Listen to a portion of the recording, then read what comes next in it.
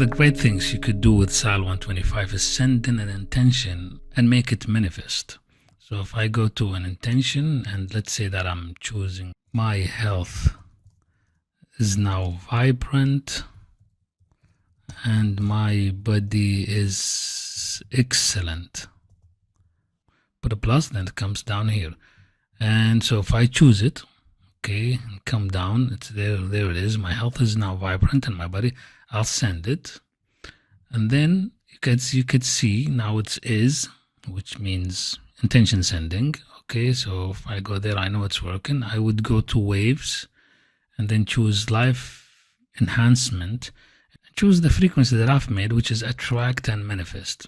Just go there. You have two, attract and intention, and Dharma to attract and manifest. You could try both, but if you put this one, I think it's strong with an intention that I have made already, and then just let it work. Now you know there's frequency working and there is sending intention. Just let it manifest.